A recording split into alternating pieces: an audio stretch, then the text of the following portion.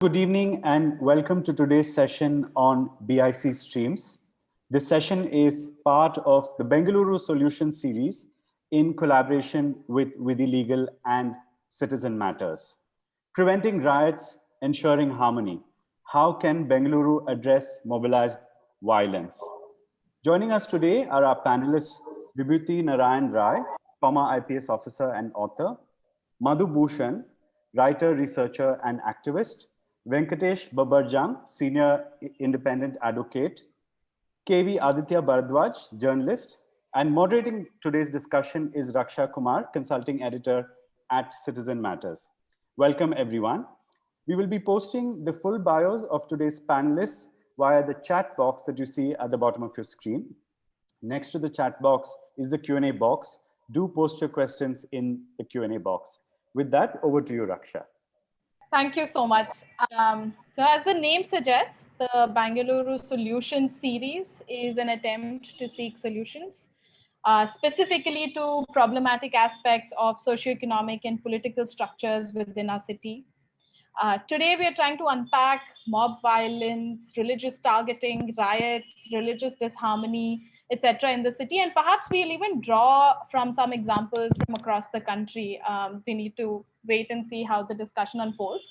Um, but I just do like a 1 or 2 minutes of context setting for today's discussion before I throw it open to the panel and invite them to make their opening remarks.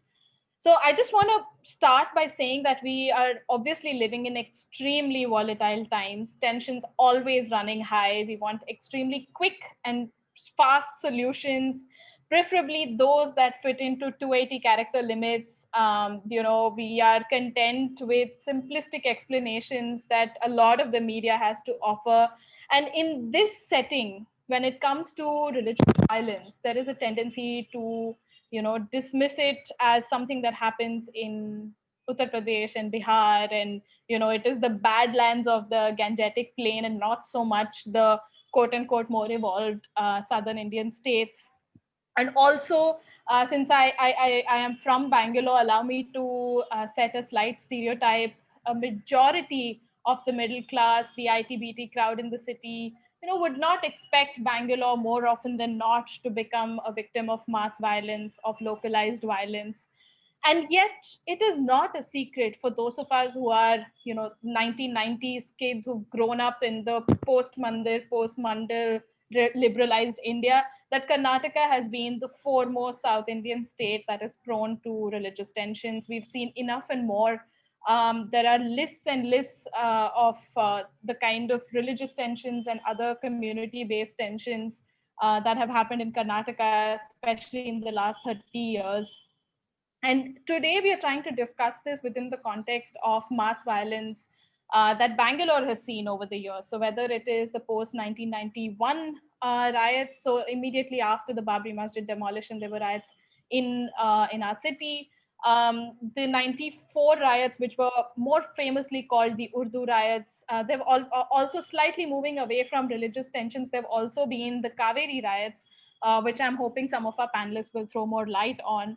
But in general, these have all been mass violence that the city has witnessed, and the violence might last just a few hours, but the after effects of that violence is what needs more probing. So there is state retaliation, there's police brutality, economic stagnation, there's a lot of mistrust among communities, and these last generations. And therefore, it is important for us to kind of deliberate and discuss and try and think of solutions, for the problems that we are facing today. Most definitely, the mass violence that comes to mind is the August violence that happened in DJ Halli, KG Halli, Kavalabai Sandra area. And what we know and what we have to deal with as Bangaloreans for sure are these things, right? So, for instance, the socioeconomic fabric of DJ Halli, KG Halli, and that entire area it's fundamentally changed. The socioeconomic fabric of those neighborhoods have fundamentally changed. Police patrol these neighborhoods even today, and a lot of the people there, the communities there live in fear.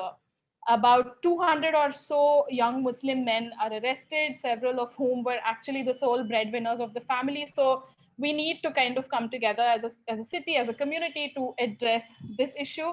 And of course, one of the issues that I'm hoping Mr. Venkatesh would throw more light on is the fact that about 160 young men have UAPA slapped against them, the Unlawful Activities Prevention Act against them, where just the process of trying to rid yourself of those charges is basically the punishment.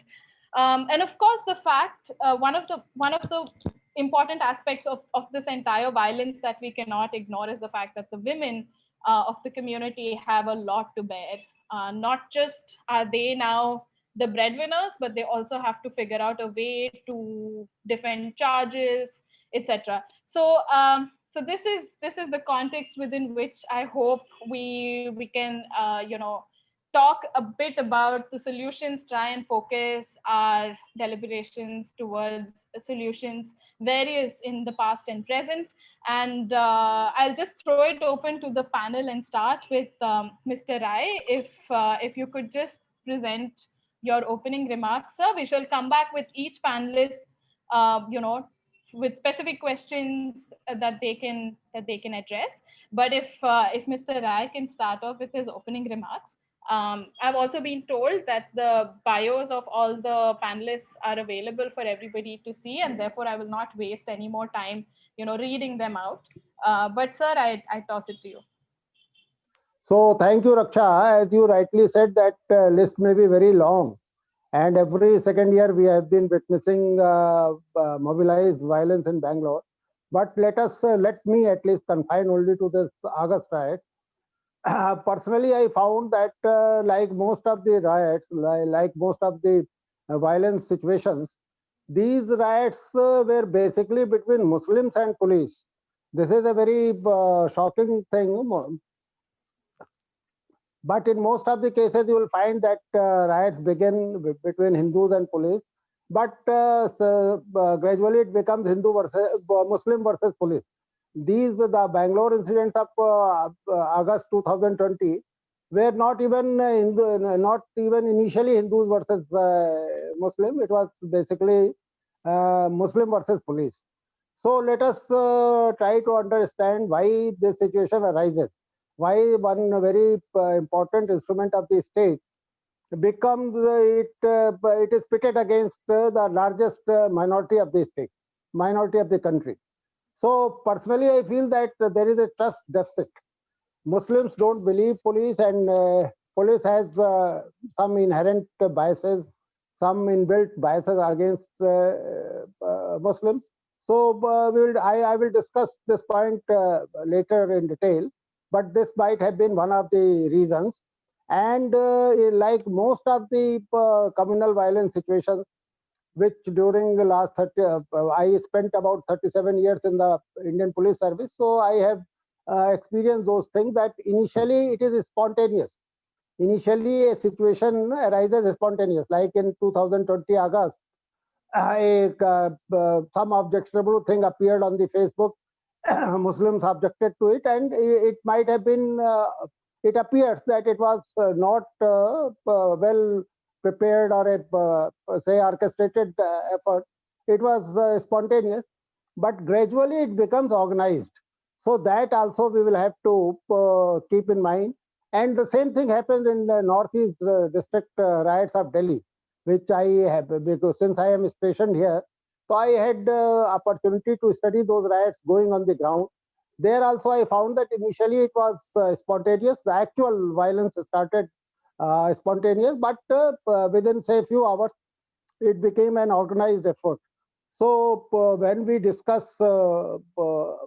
this 2020 Bangalore, we must keep these three points in our mind, that it is mostly Muslim versus police. Here also it appears to be so. It is initially it is spontaneous, but gradually it becomes an organized thing, and it is a huge trust deficit between the state and the minorities of this country. So I think these 3 points I will like to elaborate later on. Thank you. Yeah, it would be great, sir. We would love for you to elaborate on those points later on. The journalist in me is itching to ask you several more questions about that. But can I just toss this to Mr. Venkatesh and please invite him to give us his opening remarks, sir? Yeah, there are two things which matter. One is necessity of a proper policing. We heard Mr. Rai, and policing the police. I think that's the big challenge that we have. I come from a small town. There is something which is lost, which is as someone who has been practicing on the criminal side for long, many years, having friends, great number of friends, as being a former state public prosecutor, having worked with various commissioners of Bangalore, I see one thing that which we have lost over a period of time, the ear to the ground. The police department, its ear to the ground. I think that's lost. And good part of intelligence is available. That intelligence is available from the constable who is a beat constable, the constable who lives in the neighborhood. The officers can get that kind of intelligence, information that's available. In fact, great number of cases are cracked, not with extraordinary techniques, but from the assistance of some constable who gets to the information in no time. I think Aditya has also an amazing experience in this regard to narrate great number of stories of that nature.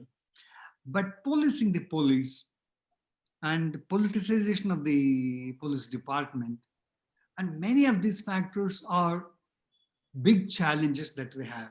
The big challenge that we have in the police department in Bangalore is that the degree of intervention of politicians in the postings and the prized posting to a police station in Bangalore is something which we also need to do. When we talk of other things, we forget to talk of this, wherein the partisanal attitude flows from. The partisan attitude of the police comes from certain factors.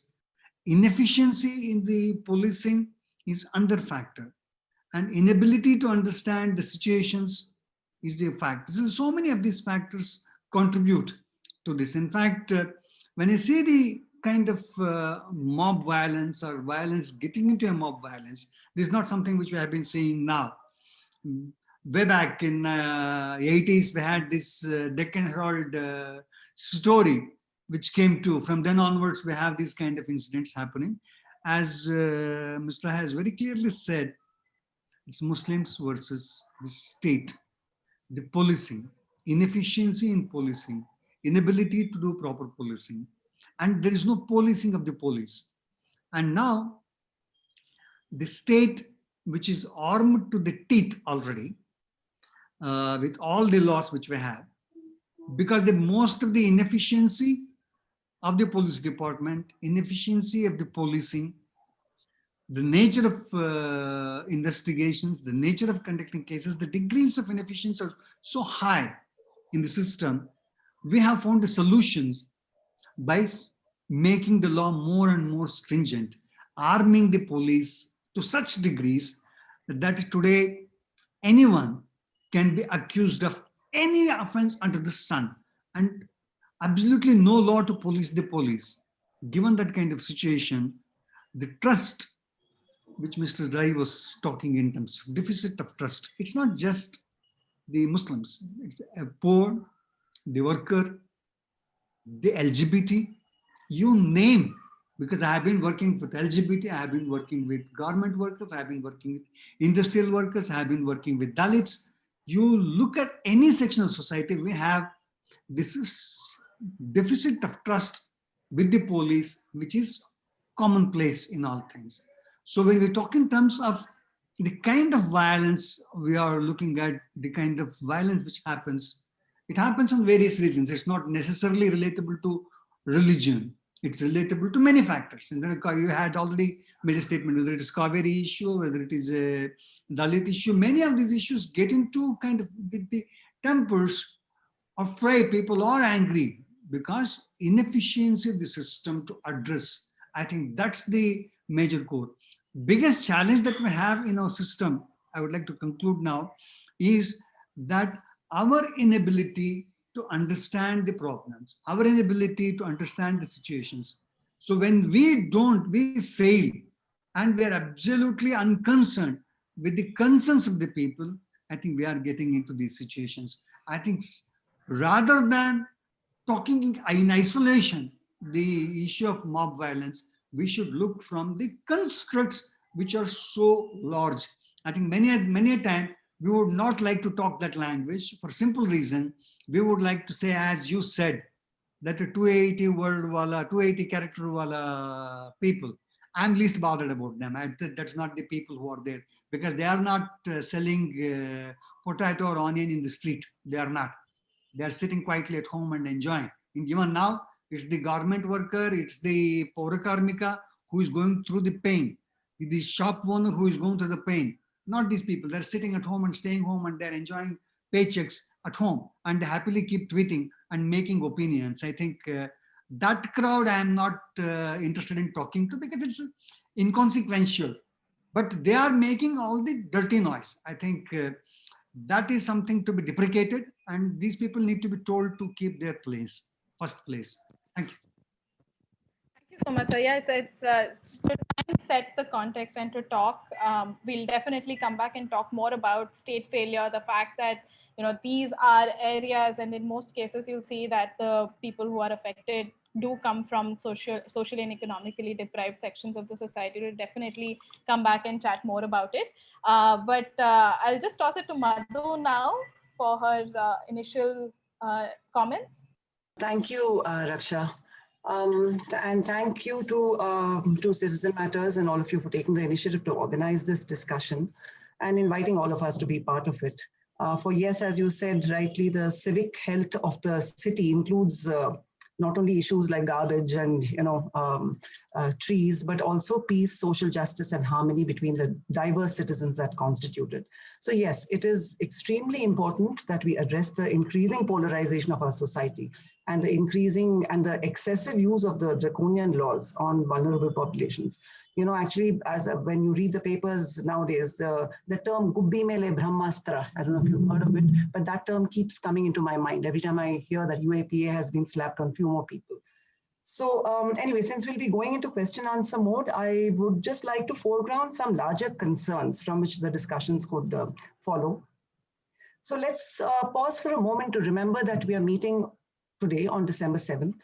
It's one day after the day way back in 1992 that the entire country sat, I was also sitting and watching, on television, one of the most public acts of so-called mobilized violence. Okay, I have a problem with this term, we'll come back to that.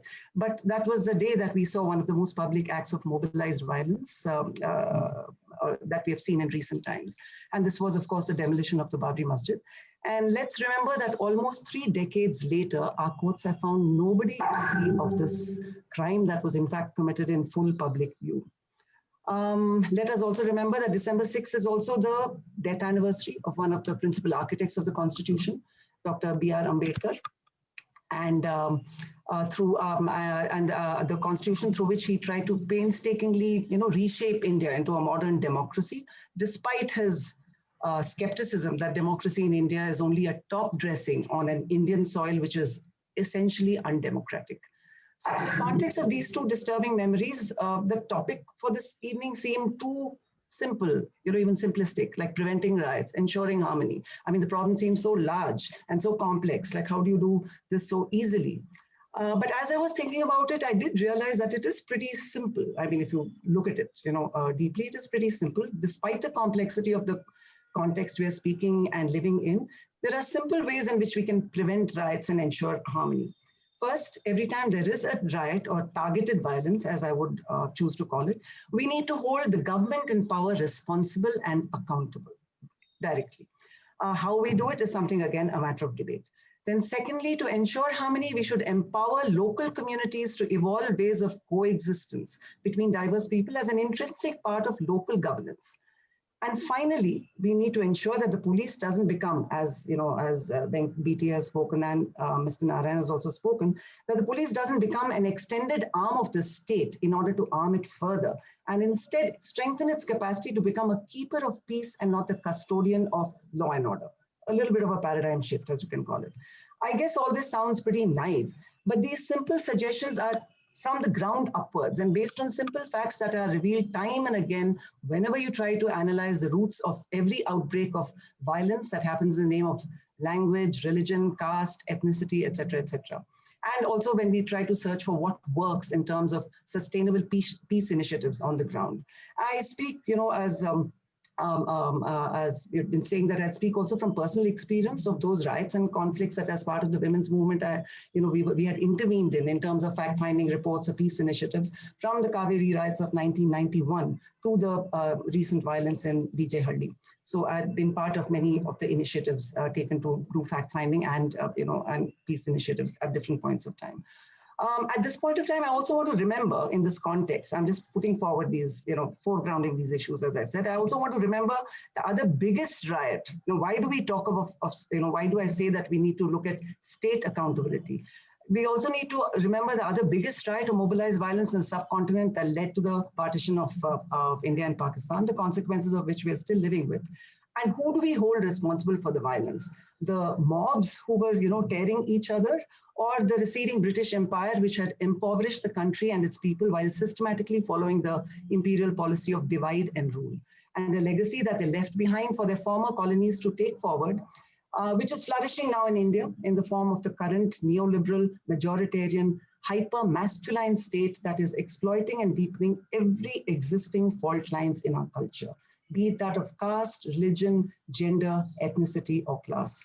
So obviously, unfortunately, we don't seem to have paid any attention to the old man Gandhi, who decades ago in Hind Swaraj had warned us against that model of self-rule or Swaraj, in which we would want English rule without the Englishmen. So what he had said, you want the tiger's nature, but not the tiger. So what we have now is not only indigenize the tiger, but gone local and aligned it with the tiger within us. So what form is the tiger taking? Quickly, let's look at 3 recent developments. First, as people have been talking, the use and misuse of draconian laws like the UAPA to criminalize entire communities, like the Muslims in this instance, and stifle any kind of dissent and therefore laying the foundations for a hard authoritarian state with all the implications it has for an absolutely ruptured democracy. Secondly, it brings in strange new laws, as has happened in UP, that try to map the impact of mobilized violence on an economic grid and compute the loss in terms of loss to the national economy and in terms of lost investments. So these are laws that will not only add to the erosion actually of locally mutual interdependent cultures, economies, and ecologies, but will also recast the all-powerful state as a victim who needs to be constantly protected from the powerful individual citizens who are conspiring with all kinds of mobs to destroy it. So I know it's very strange. Then finally, the other concern is that we are allowing the media to grow as a perpetual hate-producing machine that's constantly demonizing the other, which is already corroding and destroying all that is human and humane within us. Let me end, this part of what I want to say with invoking Basavana, who, while speaking of social justice and speaking out against a dehumanizing caste society, said, "Don't make me keep questioning the other. Who is he or who is she? Who is she? May I always feel she is our own, she is our own. Kudala Sangama Deva, make me feel that I am a child of your house." So this is the talisman, as Gandhi would call it. This is a talisman I would like to use, that I think we should use to assess any state or civil society attempt to address riots and mobilized violence that we are talking about today. Thank you very much. Thank you so much, Madhu. There's so many issues that you raised there that we are most certainly going to come back to and deliberate more upon. But one of the issues that you raised, which is absolutely crucial, is the issue of the media, journalists, media in general, the commercial media in specific. Has been blamed, and rightly so, for inciting violence in several places. in the past few years. And so to talk a bit about the responsibility of the media, I'll toss it to Aditya. Hi, thanks for calling me. So I thought as a initial comments, I'll set the context because I've covered the DJ early riots and the run up Sure. to that also covers the role of media. So I'll first cover that and come to this. So before DJ early, there was Padra violence. And if you see the Padra, it was actually not violence, it was a violent protest. So if you see how the Padra violence was covered in regional media, the way the community was demonized and the way actually it was othered, the way the community was blamed for the spread of COVID, which we have now realized that it was such an overreaction, that containment zone of Padra and Bapuji Nagar were such an overreaction. So the way that was treated by media actually created a deep problem within the minority community in the city, and that was carried on to DJ early. So during the lockdown, there were many issues with blaming the Muslim community in the media, and there are many other issues that actually led to the DJ early violence, because there was lockdown, there was job loss, the socio-economic conditions of that area was very peculiar. So there is a long build-up to what happened in DJ early. So we should remember that this is the same area where Bilal Bagh protest happened on the lines of Shaheen Bagh. And that was a new form of protest for the community. The women actually took center stage in Bilal Bagh. But because of COVID, that was inconclusive. So that was wound up. Then Padra happened. Then the lockdown happened. So there is a long history from CA, if you see, a long build up to what happened in DJ early. So media has played a very big role in actually, I have interacted with people in both Padra and DJ early who says, so the way media was treating them was actually one of the big concerns, especially in Padra after the incident happened. It was a very big concern as to how media was actually portraying the community and how it was being othered. So media has played a significant role even in DJ early violence. Even on the night when the violence was happening, I was not there at the spot when the violence broke out. I went to the spot the next morning. But on the night of the violence, there was almost, if you had seen any Kannada news channel, then there was a lot of incitement to violence on Kannada news channels that night itself. So if it had not been contained to that area that day, there was every possibility of it turning communal and actually spreading to other areas fanned by media, especially television media and regional television media. So media has played a very significant role. So I thought, because I've covered this, I thought as an initial comment, I'll just narrate what I gathered as to what happened that night, so that will probably give better, that will guide the discussion because of the ground reality. So actually that day, the controversial post that was posted by one Naveen Kumar, is the nephew of the local MLA, Akhanda Srinivas Murthy. It was posted around 4:30, 5 o'clock on Facebook. And it went viral at around 6:15, 6:30. And police have now picked up, I have myself seen messages by around 6:30 asking people to gather at DJ early police station to lodge a complaint against Naveen Kumar and this post. So the people started gathering around 7:15 in front of DJ early police station. There are 200 to 300 people is what I've gathered. So the violence, everybody is saying that it was mobilized. It was, the charge sheet says that. So I'm not going by what the charge sheet says or the fact-finding committee report says. By my reporting, I am trying to draw the contours of probably what happened, because I was not present at the event. So these people gathered at around 7:15, and the violence started at 10 o'clock, at around 9:45, 10 o'clock. So there was 2.5 hours between that. And that is crucial to understand actually what happened and why it happened. So from what I've gathered, there was a delay in taking the complaint. There was the reason given was this is a cyber crime. You should go to the DCP. Then there was some 1.5 hour delay in registering an FIR. Then they demanded, by then the mob was agitated. Then they demanded that Naveen Kumar be arrested. Van goes from the police station to Naveen Kumar's house. The people gather in front of Naveen Kumar's house. They come back empty-handed. They say he's not there. So people get agitated again. They think that police are saving this man because he's the nephew of the local MLA. Then again, so there was a breakdown of trust because of many flip-flops by the police in those 2.5 hours.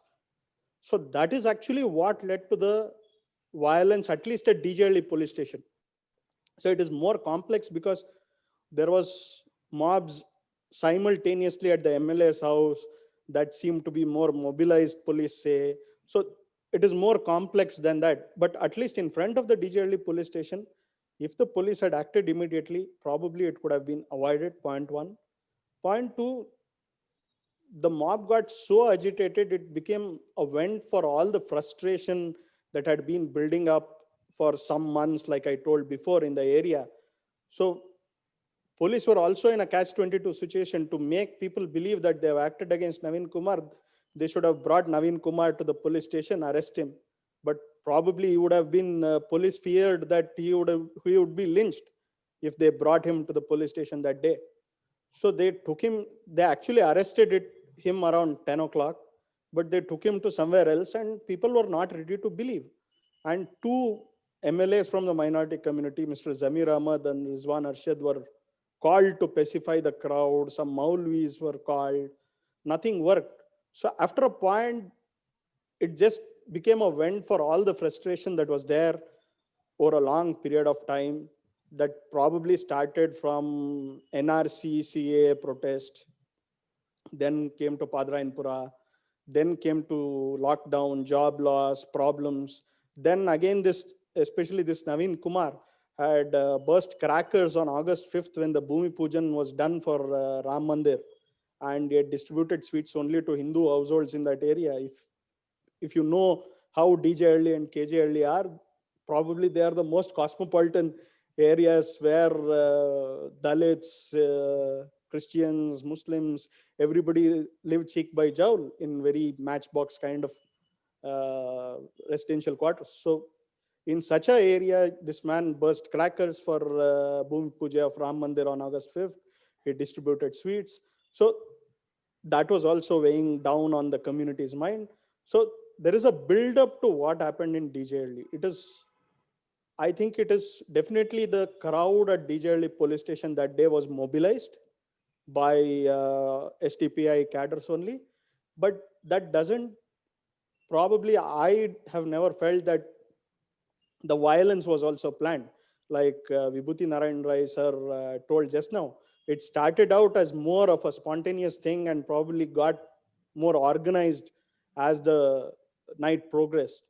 So we need to understand DJLE violence in a particular context of how the community was feeling and what were the factors weighing down on their mind, and try to locate this in that context and not see it as not see it context free.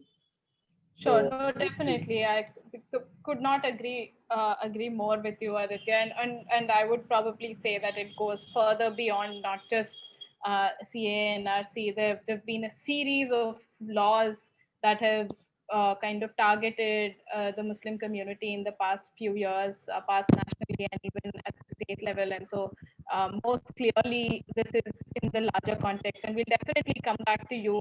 We would love for you to deliberate more about the role of the media. We would love for you to tell us more about your personal experience. But before I toss it to Sneha from Didhi, we have for a very small presentation, we have Mr. Tofu, who is from the neighborhood, from the DJLE, KJLE neighborhood. Sir, if you can please tell us a bit about, what has happened since. There have been young boys, young men who've been picked up. These are people who were earning money for their families. they're also booked under laws like the UAPA. So if you could please tell us a bit about what happened since the event that Aditya has told us. How is it affecting the community there now? Who are the people who are being affected, and how is it affecting the community there now? Yeah, good evening all, and thanks for allowing me to come into this meeting. My home is actually, let me just put myself for a minute. My home is just hardly 300 to 400 meters away from DJLE police station. And unfortunately, that day I was little late reaching home. Then once when I reached home there, I could see a huge uh, fire, which was almost like 2 stories of building. And after that, I tried going and seeing what is happening. Then I came in between a person called Asghar. He's a voluntarily retired policeman. So he said, "Sir, with due respect, please do not go there now. It's not the right time. Better you go home back." So I came back.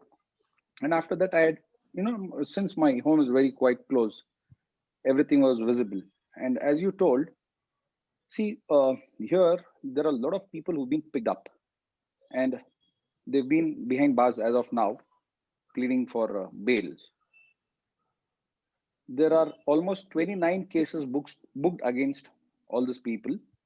And out of that, only 2 cases are being handled by NIA, the DJ Halli and the KJ Halli. Rest 27 cases, the people who've been accused and been behind bars, they're also been, put prayers for bail, which is certainly not happening. So I don't know much about the law. So I respect BT Venkatesh sir a lot because I've been knowing him from a long time. I had a doubt which I really want to ask BT Venkatesh sir onto this. Like now NIA is only interrogating onto 2 cases, and because of these 2 cases, the 27 cases which are there, the others also are not getting bail out of it. Can't we ask the NIA people, telling that, can we give a delegation to the NIA chief and say, sir, why don't you interrogate and check the people who are already been arrested and they're in the jail? Why can't you interrogate them that whether they were there or not onto the situation? Because as I see and I understand, most of the homes whom I know very well, someone had been trying going to the mosque. Okay, there's a person named Anwar, I think so. His pet name is Anwar. He is a watchman to be 5 times on the prayer at the time of the prayer in the mosque. And he has to clean, sweep, and take care of the slippers if someone is going for the prayers. That gentleman was going to the prayers to open the mosque. He was being picked up by the police because there was a curfew being implemented after the problem arose. So most of the people in that area, they were unaware that there's a curfew being imposed in this area. Because we have street vendors, we have multiple vendors like vegetable, fruit, clothes, garment, and there are even wholesalers in our area who go to early in the morning, they go to the market, pick up the groceries, bring and sell it onto the footpath or into the shops. These people, they actually sleep very early, like 8:30, 9 o'clock, the night start. And early morning, 5 o'clock, they start their morning. So when these people were unaware that there was a issue in the area, and they just woke up and they were planning for the day and going towards the business, or like there were even employees who were from IT companies. They were like, I know there's a person named by Bilal, who's an IT professional. I know a person named by Ansar. They all been picked up from RK Enclave. These boys were all working into the IT company, IT sector and BPO sectors. Morning when they came out and they were standing outside waiting for the cab, they've been picked up randomly by the police because it was a curfew. And these people are being today being charged for UPA and PPDP kind of acts. They're on the trail now. Apart of this, as I told you, the people, very poor people. I know a person very personally. He had just come from Chikmagalur. He wanted to just buy milk for a daughter. It's like 6 or 7 months year child. He wanted to just buy the milk. He went outside because he never knew there's a curfew imposed. He had a ticket also in his pocket. He'd been trying to show the police, कि साहब मैं अभी Chikmagalur से आया. I have no idea. I just came to buy milk, but they did not excuse him. They took him away. And he's also behind bars now. I can give you multiple people like this. Okay. And our prayer and request here is, see, whoever has done this, let them face the consequences of the government. But who are innocent, let us try to get them released. And to get them released is, as I feel, because NIA is doing a very good inquiry. The same way, let NIA can take up a request from our lawyers or whomsoever, and definitely form a committee and even inquire into these 27 cases where unnecessarily people are being behind bars. There's another person called Samir. I had seen him by my own eyes. I have witnessed him that he was very close to my home when the day this all happened. The third day morning, midnight, he was being picked up from his home. And he's also booked in the case that he's booked under the case of Srinivas Murthy's home, which was burned. Now you tell me, I have witnessed and with my own eyes, I've seen that boy standing all the way near my home for a very long time. And I scolded him. I said, you go home. Why are you standing outside? That boy, 2 days later, midnight, 2:30, the cops come on a drive, they pick him up and put him behind bars. So this kind of children have to be interrogated in the jail and they have to get released. Okay, we are today putting bail applications. We are doing many things. I really thankful to people like BT Venkatesh and other lawyers who've been come forward and they've been trying to get this innocence released. But other than that, let us just try to involve the NIA even for the 27 cases and come to really know who are the culprits, because most of them, as I told you, they're all like early morning people. They're not like late night sleepers. They're they wake up very early, they sleep very early again. So these are the most affected people. And 7 homes I know personally, a person who sells undergarments, men undergarments on footpath in Shivajinagar, next to that Boring Hospital mortuary. Madam, trust me, his home is hardly, I think, 5 feet by 10 feet, a maximum, I'm telling you, where there is no space even to sleep. A person who only earns and makes his meal by midnight, evening, after he comes back from his, earnings, a person like that is being behind bars. What is her wife and child going to do at the home? Because there's no breadwinner for his home. I know 7 homes like that. And that 7 homes, we've been taken responsibility by some NGOs who've been taken responsibility to supply ration and medical, help. And monthly, by God's grace, they are doing. There are almost 450 homes which we have personally identified who are poor. And the rations have been supplied with multiple NGOs. When 450 people are poor, as I told you, there are even people who are working in IT-BT companies, okay? And there are some well-to-do families, also children who are inside. I have not counted them. If you take that count, and since the NIA has been doing a very beautiful inquiry, fair inquiry, and they've been started lifting people, I believe recently also there were some 10, 12 people who've been taken into custody.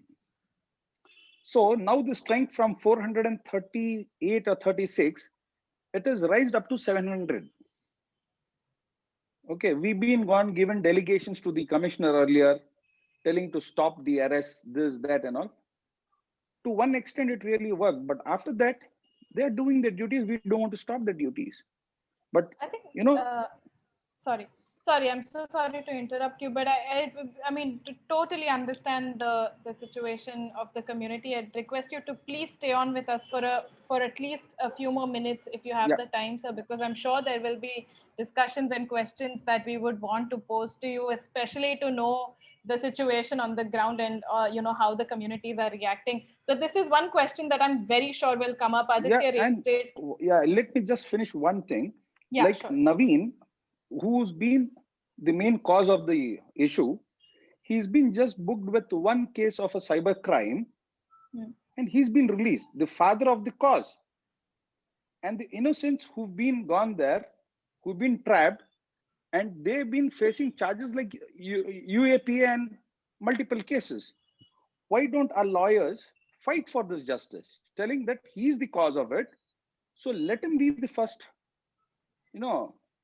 accused for it, rather than just putting him into a cybercrime act, and now he's on bail, he's outside. Right. The others, No, all that's true. innocents, are still inside. Right. So we really have to work onto this concerns also, ma'am. Thank you. Thanks for giving your time. No, thank you so much. Please stay on with us for a few more minutes. Yes, ma'am. I'm there. I'm there. Yeah. Since Tofu has raised some of these questions, if we can quickly get Mr. Rai to just talk a bit about what is it about, the police retaliation, so to speak, the police brutality, the fact that the state is retaliating with laws which are extremely oppressive, and then we'll come to Sneha for her presentation. Maybe Madam, we'll go right in. I would like to just take 30 seconds and tell about DJ Halli and KJ Halli. See, the riots happened in both the police stations.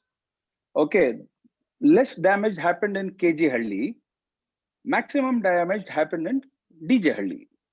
The reason is, see, the police and the local leaders are having a very good coordination. So there was no issues being raised till the leaders and the police people were interacting, and they were been requesting, giving a letter, a memorandum telling to get Naveen arrested for the deliberate mistake which is done. After that, when it went on to a, when it went out randomly that this has been happened on Facebook, WhatsApp, and multiple networks, people from outside also started gathering. And there were some leaders who came to DJ Halli to cool down the public, which made more hangama actually. Okay, the community leaders who came there to control, it got out of the control. I'll just give you one example, because this example was given by the police to me. He said, see, one person is taking and throwing a stone to the police station. Now, before throwing this stone to the police station, he turns back and checks that who are there with me. Now, the people who are standing behind, he feels that they are the strength who's standing for him. And he starts, planting the stones. And in one debate, I was really very ashamed standing onto the debate, because one fellow openly says that, there were drug addicts who does this. We are drug peddlers, we are drug dealers, and we consume drugs. These are the kind of people who came and did this mischief. It is not that the entire area is into narcotics. It is only few people who are on fingertips. So now DJ Halli was mostly damaged a lot, because the police and the volunteers who were there of the area, the local leaders, they got sidelined because the mob broke the gate and went inside. And they got feared to the life. And they took this MLAs and police officials who were there, they all went sidelined. So the public went inside and they went on to a rampage into DJ Halli. But the same thing in KJ Halli, what happened? The gate was closed. The police was standing on the other side of the gate. In front of the gate, there were the local social activists and the leaders of the area who were trying to control the mob. When the inspector understood there are people getting filtered from outside, he immediately lathi charged and he got the public dispersed. So thankfully, what happened there is the people who came from outside to do this mischief, they got only an opportunity to burn and destroy things which are outside the police station, not inside the police station, madam. This Oh, is fair the enough. fact which I really want to tell. Thank you, ma'am. Thanks for giving the time. Bye-bye. Thank you so much. Sir, do you want to quickly come in and talk a bit about, police, what a lot of people have been saying, police inaction followed by police overaction, which is that for the first 2.5 hours, like Aditya was saying, the police did not act whereas it should have. And later on, the police goes back and picks up people who maybe or maybe not were part of the violence, and then they have these extremely harsh charges against them. So if you want to speak a bit about that, then we'll go to Sneha, who has a presentation for us. I think Yes, ma'am. this is a story which is always repeated. Initially inaction or less than desired action, and later on overaction. Here I am wondering that one of the panelists told us that the fellow who was responsible for all these things, the nephew of the MLA, he was arrested by 10. So I personally feel if 8:30 it is reported and by 10 the man is arrested, it is not very bad response from the police. Only thing is, as I told you earlier, earlier, that there is a trust deficit. Generally, the minorities don't believe police, and police does not believe minorities. That is one thing which we must accept. I am very surprised that Bangalore, being a high-tech city, most of the areas must have been covered by CCTV cameras.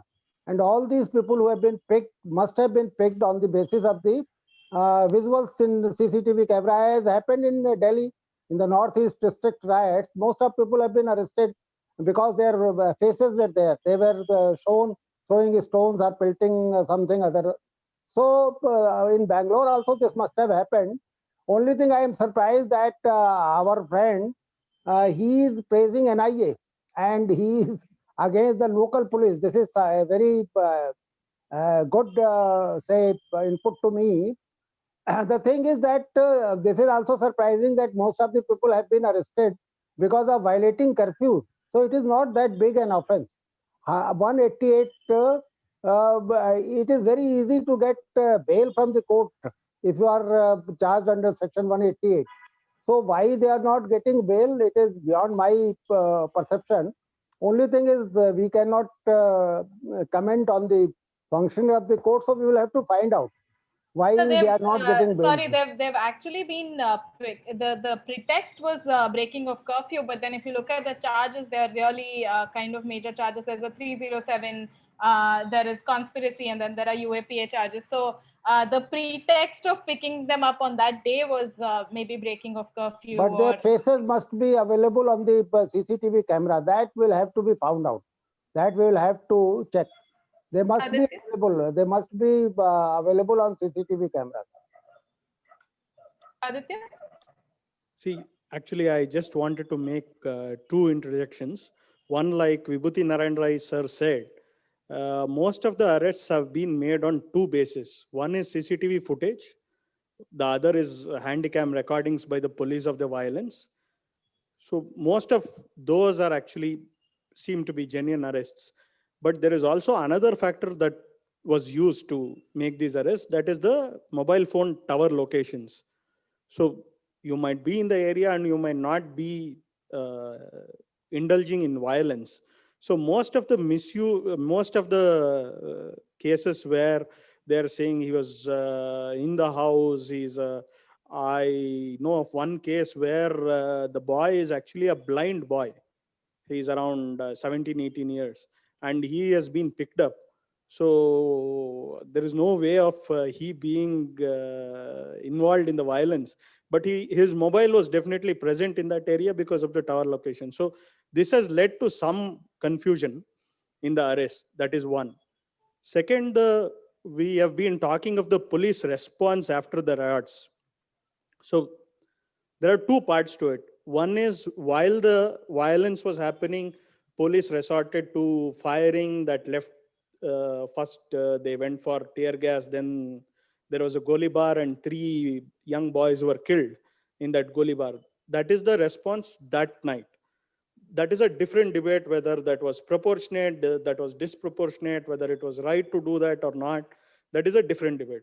So if you see the response of the police after that, then I don't think you can see that as just police response. There was a narrative that was created by the government and by the ruling BJP. For example, there was a fact-finding committee that was formed by Congress, and immediately there was a fact-finding committee formed by the ruling party as well. And the ruling party fact-finding committee chairman, Mr. Arvind Limbavali, went to the Akhanda Srinivas Murthy's house, and he was the first person to say, this is a terror act and NIA should investigate this. I clearly remember covering this. It was a Saturday. Sunday morning, the chief minister held a meeting, review meeting. Sunday evening, there was UAPA case sections invoked. So till Sunday, till Arvind Limbavali made that statement, and the next morning, the chief minister held a review meeting, there was no UAPA sections in the initial FIRs. So there was a narrative. The police action is also a political, you should see that with the political narrative that was built after this, because SDPI activists have gone to lodge the complaint. So we know that BJP, the Sangh Parivar organizations, and on one side, and SDPI and PFI on the other side, have been at loggerheads in coastal Karnataka, in Kerala. BJP accuses SDPI and PFI of being terrorist organizations, indulging in violence. SDPI and PFI says RSS workers have killed our workers.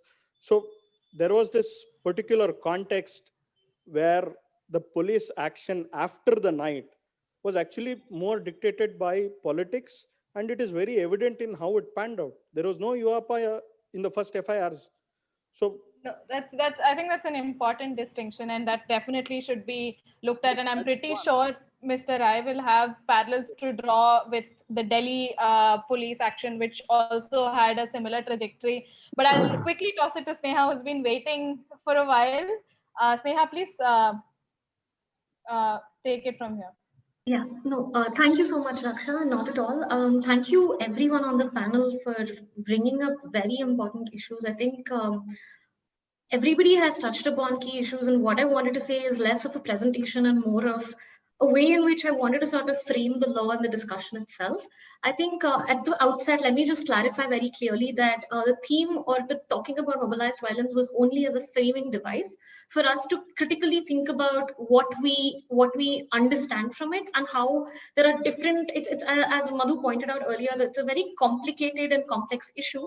But at the same time, responses to different forms of mobilized violence are deeply attached to a variety of social and economic factors. I think the reason I wanted to sort of bring back or revisit certain fundamental ideas, which I think are extremely important for us to keep revisiting in the present context, as multiple panelists have noted, which has become an extremely polarized situation, is that India is a highly pluralistic society, and our constitution recognizes that fact, and it envisages a secular socialist republic and sees law as a social, political, and economic, as these goals to be extremely important. And the reason why I think this conversation is essential for us to have as city dwellers is that, as I think multiple people have noted, including Madhu, where she pointed out that this is not just about violence that occurred in a particular context in DJ Halli, etc., but I think it's also to do with larger issues such as just broader urbanization and trends in urban growth and how residential areas are segregated in the first place. So WIDI has previously published a report on mobilized violence, which I think is available for people to read, which focuses mostly on UAPA and the use of IPC, which makes a series of recommendations, but I'd just like to highlight that this was published in 2018, and this is not what I will be focusing on. What I actually wanted to focus a little bit on is the situation itself that precedes incidents of communal violence or mass violence or targeted violence, as multiple people have pointed out. One of the primary things that I think anyone who lives in a particular city understands is that there is residential segregation. I grew up in Hyderabad, and I know certain areas, certain communities live in. And there are studies that have been conducted by urban sociologists and anthropologists that have studied caste and religious segregation in Bangalore itself and even in Karnataka. And I think what comes up is that mostly the places in the city which are extremely deprived are often populated by people belonging to SC/ST communities and Muslim communities. So in this regard, as somebody pointed out, I think Aditya had pointed out, that the fact is that before or an incident of targeted violence arises in a interaction of complicated factors, and I'd like to sort of reorient that conversation a little bit in terms of what happens from an urban planning perspective in laying that foreground, because this is not a history of 1 year or 2 years, but it's decades of planning practices that lays that groundwork. And as someone already pointed out, is that we also as a country have a history of communal violence between two communities. And I think multiple people have stated, and we ourselves have noted in our previous Bengaluru Solution series, that state agencies and state institutions, including the police, are not outside of society. So when we have when the Constitution itself in Article 15 recognizes religion, race, caste, sex, and place of birth as sources of discrimination, these ideas that exist in society also exist in state offices and police officials. So the fact of the matter is that police officers are also human beings who carry the biases that socially exist, whether that is patriarchal ideas, whether that is casteism, or whether that is Islamophobia. I think it's very important for us to address that and talk about it, because I think trust deficit doesn't emerge out of nowhere. It emerges from discriminatory policing practices. What we need is a study in different cities and different contexts as to how these kinds of investigations are taking place with respect to communities that are protected under the Constitution as minorities. I think recently there was also a report published by the Criminal Accountability and Criminal Justice and Police Accountability Project that looked at policing in the lockdown in Madhya Pradesh. One of the things that they found was that there are deeper layers to how police also approach people in the city.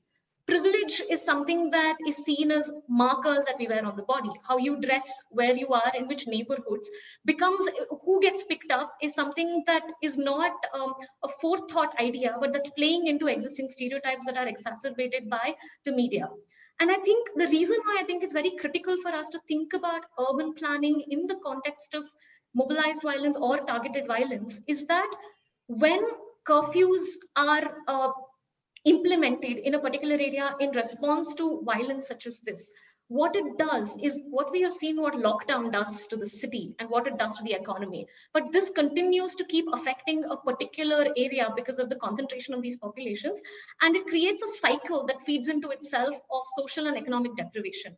I think one of the things, because Bangalore Solution series is oriented to solutions, what I wanted to sort of come back with and wanted the panelists also to critically think about is, because everybody else has already talked about the discrimination that happens, say, even after the incident of violence and state response, and the way the state responds to different communities and different forms of violence creates perceptions around it. And I think the danger with respect to India is that a single law, UAPA, we've previously talked about it in our session called Laws to be Outlawed, where we've talked about how this is an extraordinary law which has become normalized, because after TADA and POTA were repealed, there were sunset provisions that required that these laws would be reconsidered. Except in the UAPA amendments, what has happened is extraordinary provisions have become normalized.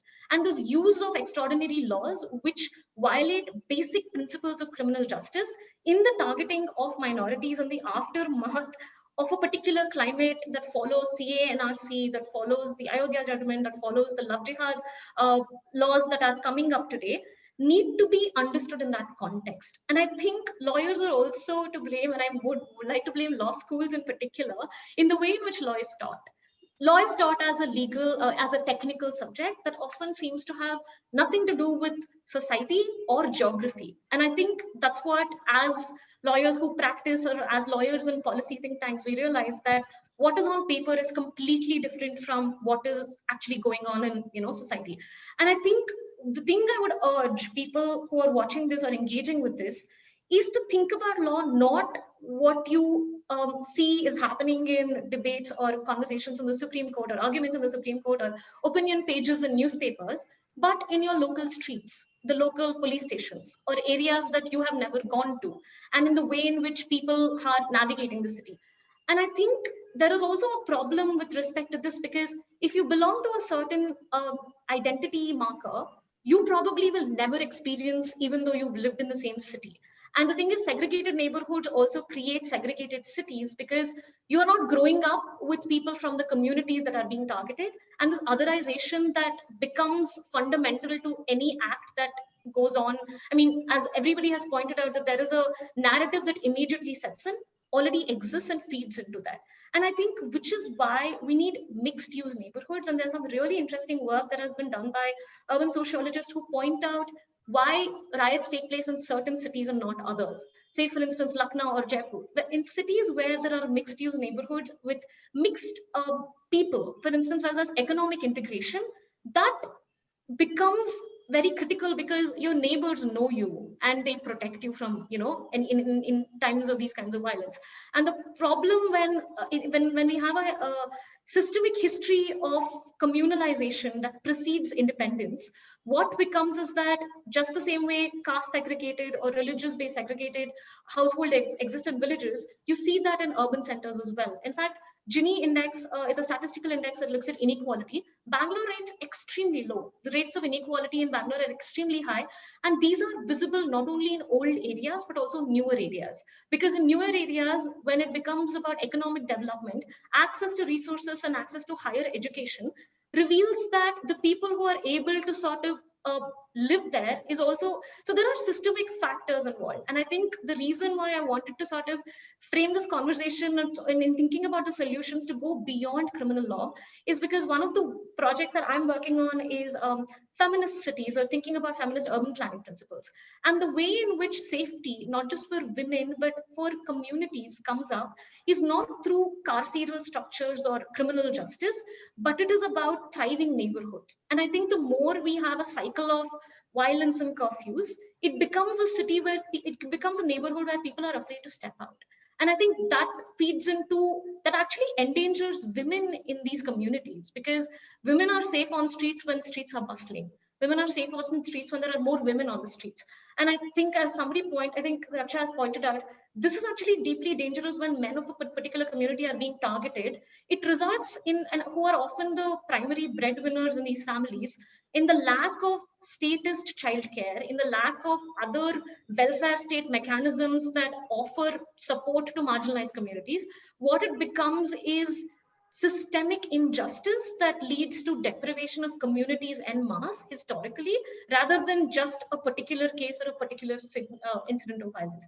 I think that's all I wanted to point out. I just wanted to sort of talk about not just criminal justice, but and police accountability, and holding our government accountable to the promises of constitutional secularity, socialism, and economic justice, but to think about urban planning from a political point of view, because people have a right to the city, and participation in ward committees and representation of different communities is something that is an urgent matter. And I think with that, I'll just stop my remarks. Thank you so much.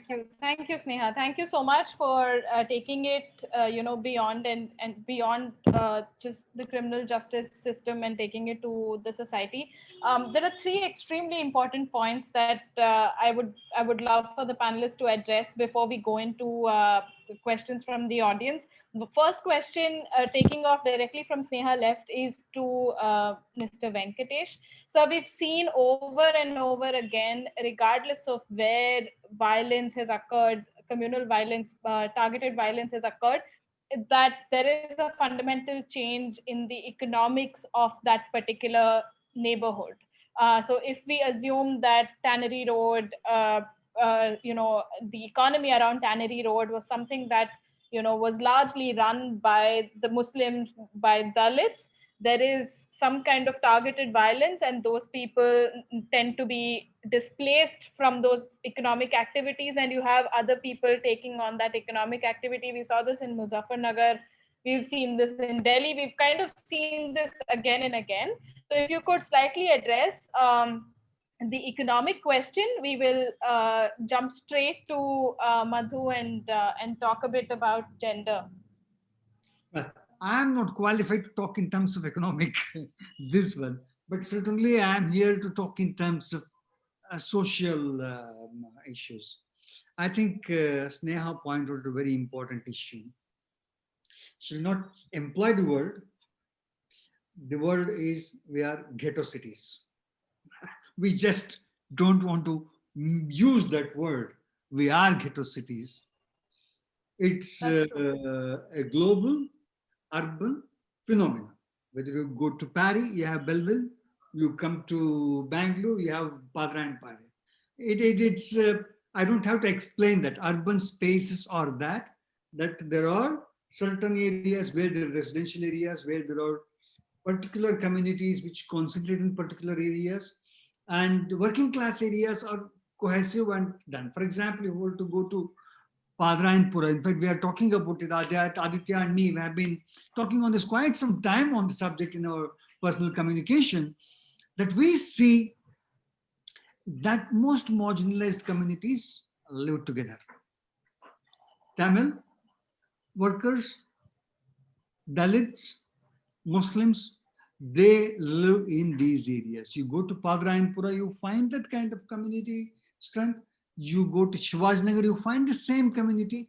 The question here is that there is a percentage of population may be different, but all of them are cohesive and living together. Interesting part is violence does not happen there vis-a-vis among themselves. It does not happen. Why? In fact, we look at the whole construct. There is no Dalit Muslim violence. There is no Tamil Muslim violence or Dalit Tamil violence. No, it's not there. Why it does not exist? It does not exist because all of them come from that economically deprived strata. It's only some of these issues where there are two things. One, the issues which is relatable to religion, which was being put forward by somebody, that becomes an issue, or that you have excessive police violence, which raises an issue. It's a common phenomenon. There's one example which I would like to get. In fact, the very starting of this talk, when Aditya made a statement, delay of 2.5 hours in police action. When I was state public prosecutor, a very senior police officer was in my chamber.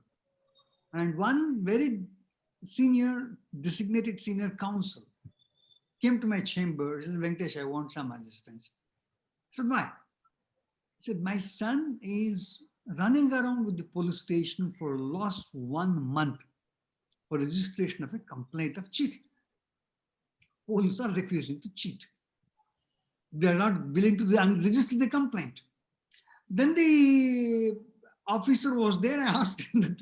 He said, this is what I get to hear from people. They come to my office and ask this question. And very senior police officer, don't like them. He's a good friend of mine. He said, Venkatesh, registering complaint is not in the DNA of the police.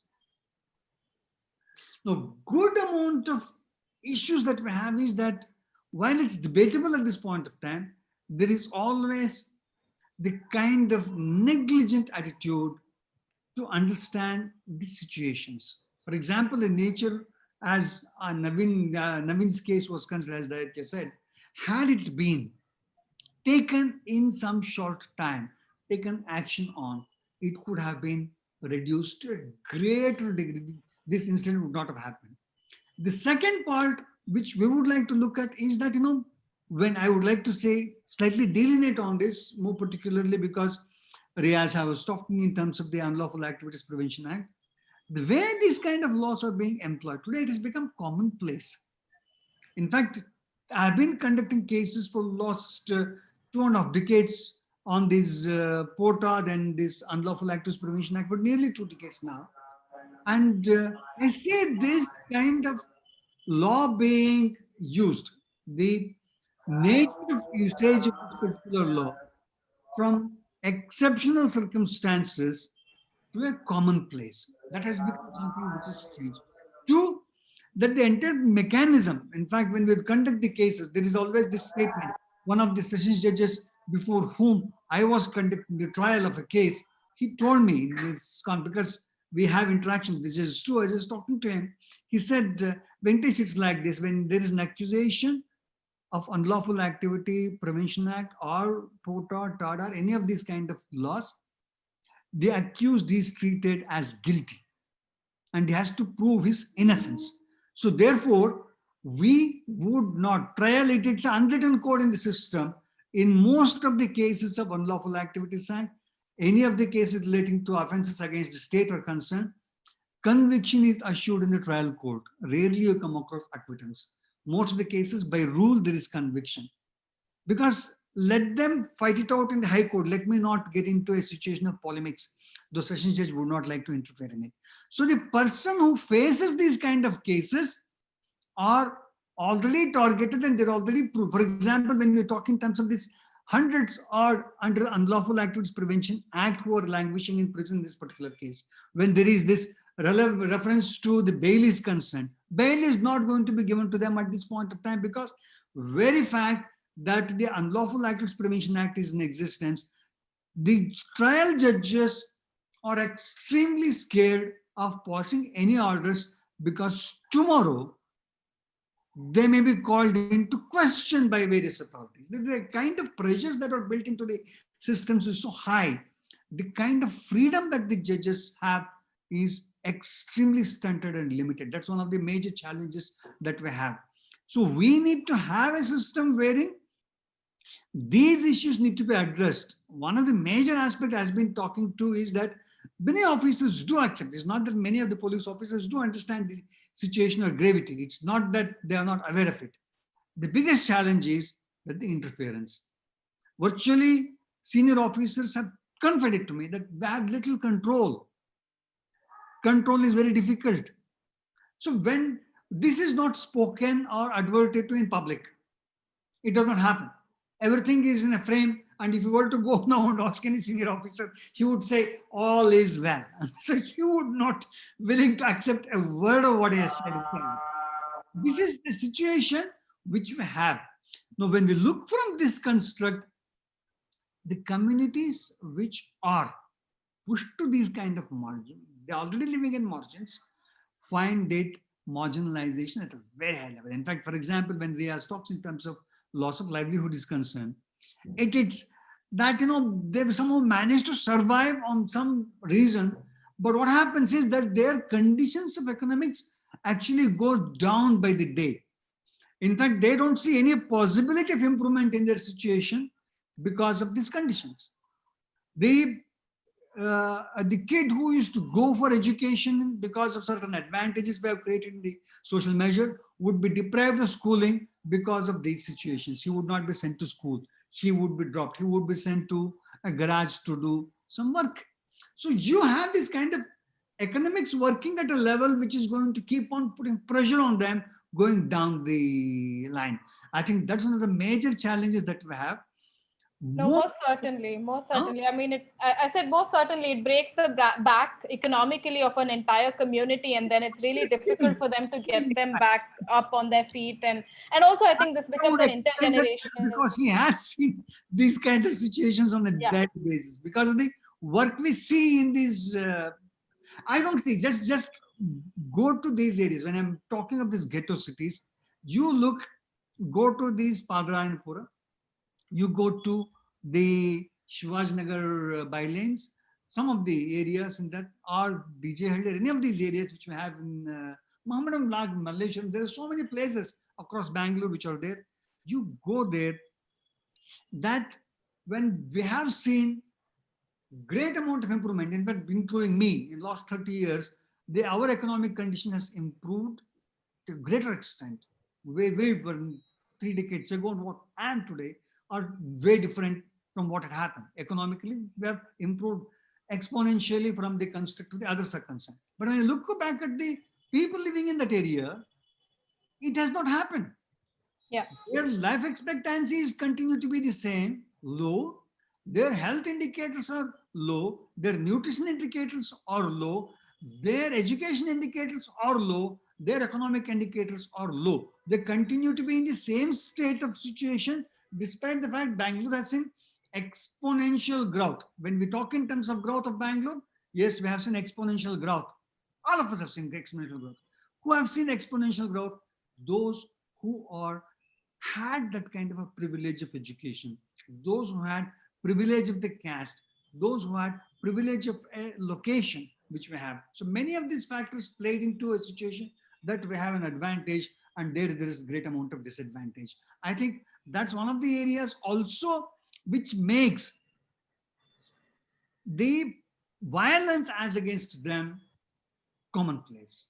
It's one of the Right. most important aspects which I would like to add for 1 minute is that the violence as against this community becomes commonplace. The kind of language, if I were to be caught by a policeman for drunken driving or whatever it is, the way he talks to me is different than that fellow who comes on bicycle, who is also having consumed alcohol, no different between me and him. Yeah. The moment he sees him, he uses the expletives and starts thrashing him. He would ask me whether I have a driving license. He will ask me for a test. He would not talk of a test for him. He would just beat him up. He would just beat him up. This is the kind of situation that we exist. Therefore, the violence which becomes part of our one's thing, the power becomes part of one thing. Therefore, the construct of many of these the local populations dependent on protection, dependent on that local leader, dependent on that kind of person, who are going to be people who also are going to exploit them further. These are the major aspects which happens. I think Sneha was very wonderful in this when we put across this kind of ghetto structure, which is part of the city culture. We are not addressing those issues. We are not addressing their education. We are not addressing many of these issues. Half the problems are solved if we are able to address these kind of situations. Lack of education, lack of understanding. And Right. that's something which is common. And many of the cases, in fact, one instance which we had was that a violence took place. One of the witnesses in that particular case happened to be a mullah. I asked him, he was a witness in that case.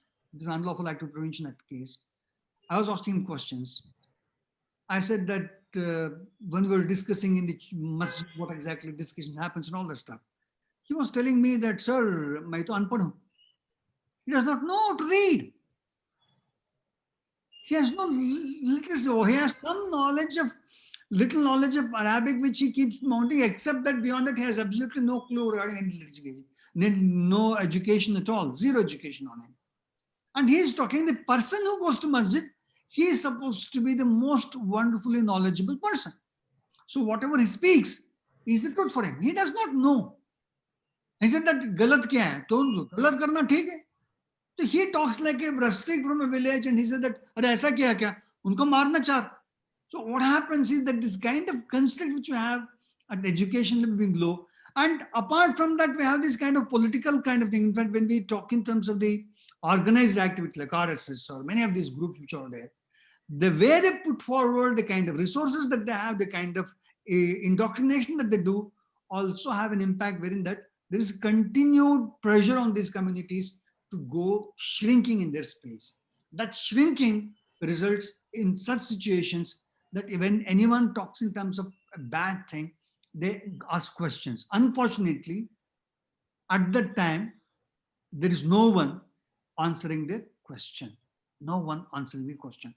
A simple logic, in fact, Aditya would happily say that had that been an immediate registration of complaint, said that action would be taken against him, can't, we'll get the fellow. This is unacceptable. Had action had been initiated, you would not see this really happening that. It cannot happen. And Right. it cannot create leaders. It is creating leaders, it's creating groups, it's creating problems because of our inefficient system. As I was telling in the earlier instance, we have issues regarding policing. We have problems with policing the police. That's one of the major challenges we have. Implicating people in cases of their choice. In fact, in Kawal Bhairasandra during the same time of COVID lockdown, 2 boys who were doing road rage were caught. Unfortunately, hit a barricade where the 2 constables were injured. These 2 boys were accused of attempt to murder, and next day you find that there's the statement that he tried to escape from police. He was shot in the leg. Do you understand the story?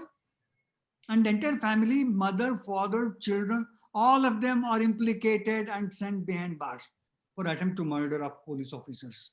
No, that is so true. You're talking about, communities being targeted. Sneha also referred to it, these are communities that are targeted because of the way they look, because of certain identities that are flouted. But also Tofu earlier in his presentation told us that it need not necessarily be that. Could be a person who's working in an IT firm, but the fact that he carried a particular name was enough for the police to implicate him. Aditya has been waiting patiently for a long time. Aditya, if you could just talk a bit. I'm so sorry, but we are kind of running out of time, and I do not want to end this discussion without putting a spotlight on the media. Media is probably we've come to, we've hit rock bottom. We could not be worse off. And this is for all of us. I've been in the media for 10 years. This is for all of us to take the blame. If you could, talk about that before we close. There is a lot to blame ourselves for. I'll make a few points that I wanted to make during the discussion, the points that were raised. And then I'll come to the role of media also. So one thing is, if you see this area where this entire violence happened, DJLD, there are 3 assembly constituencies side by side, contiguous: Pulkeshi Nagar, Sarvagna Nagar, and Shivaji Nagar. One is a reserved constituency. Pulkeshi Nagar is represented by a SC. Sarvagna Nagar has George, a Christian, and Shivaji Nagar has a Muslim MLA today. So actually, this is one of the areas with huge concentration of such deprived communities, underprivileged communities, minorities, Dalits in the entire city, probably in terms of area and population. So that is one. And we should remember that this area, that DJLD, saw 2 malnutrition deaths, one in 2013 and the other in 2015. And I don't think the situation has changed much even today in these areas. So the other point I wanted to make was, so there are BBMP elections coming up, and there is a churning in this area. There was a political order that was already there. So that seems to be changing, and there are new parties emerging like SDPI, which are more radical in their political mobilization. So which take up issues like what was taken up that day, Mr. Naveen's post. So that is a phenomenon. Then you have BJP trying to get a foothold in that constituencies, in that entire larger area. And you see that there is an attempt to actually pitch Dalits and Muslims against each other after this violence has broken out. So that is also a reality. So these things are operating in a very complex political environment as well. So even the former mayor who has been arrested now, so the allegation is that he mobilized crowds against Mr. Srinivas Murthy because he came from JDS, and Mr. Sampath Raj was an aspirant for the MLA ticket. So we need to understand that. And Mr. Ventesh was talking about, and Mr. Vibhuti Narayan Rai was also talking about the relations between police and the minority community. I've been a crime reporter for 8 to 9 years now. I always find this very telling. Whenever there is a Muslim religious festival like Bakrid or Eid Milad, we get a press note from the police regarding security measures, which we never get for other festivals. So that is a very telling example as to how the police looks at this community, especially probably in all cities. It is not only Bangalore. And DJLD is not it is not new to religious violence. In late 90s, there has been communal riots in this part of the city, and there was even Urdu News Galata made its presence in this area. And Tannery Road, like you said, also has seen communal riots. But this particular DJLD violence was not communal. Actually, the people who were on a rampage and people who were trying to control the mob, both were from the same community. And we had a video where members of that community formed a human chain around a temple to ensure that it doesn't become communal. So ghettoization is a reality. And I remember a story from Citizen Matters after the Padra and Pura violence. where people from youths from Padrayanpura were not being given jobs because they were stigmatized as being from Padrayanpura. So this is a sad reality, that is true, and that is where the role of media also comes in. So the question of media is I think like Raksha said, we have already hit the rock bottom and we are to blame for many things. But I'll try to focus more on the regional media because it is not spoken about much. When we talk of media, we always talk of national television, how it is deteriorated and other things. But actually, the biggest impact is of regional media. So there are, if you see Kannada media, the newspapers and television channels, today hardly you can, it is very sad to say this, but hardly you can point out one here, one there, or one newspaper or one channel here, which is at least not overtly communal or overtly supporting the ruling regime. So we have seen an overwhelming input of communal messages from television, even from newspapers in Kannada. There are 9 Kannada dailies, out of which I think only 3 or 4 can be said they are not communal, at least overtly communal or overtly support a particular party. So we have come to this in Kannada media over the last 20 years. I think we can trace it from 2000. And the channels have increasingly become very, very partisan. And it is not just about being partisan, there is also a lack of professionalism in how the riots were covered, how the community is covered, how the community is addressed. It is not just in, because we are discussing it in the context of communal riots, this may be the case, but just take the example of how 2 Kannada actors were arrested in one drugs case following the DJ early violence, how they have continuously been portrayed in our regional media, how they are called names, how it is very sexist, how it is very patriarchal, how they are portrayed. So it is not just about communal. There is a debasing of media coverage, especially in television, which is more, which has a better reach. And I frankly don't know how to correct it, but I know that it is one of the biggest problems we are facing, because Karnataka always prided itself in saying we are the land of Basava, we are not communal, communalism cannot enter here. So if you see from 2000 in the new millennium, actually it has been a progressive downslide from what we were before 2000, from what a relatively liberal society. I am not saying everything was fine, but so in this downslide of Karnataka society, the role of media is very big. So what earlier we thought was unthinkable, or no one could get away, now you can easily get away with it in mainstream media.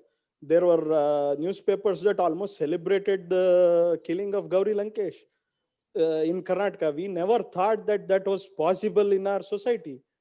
So that is possible today.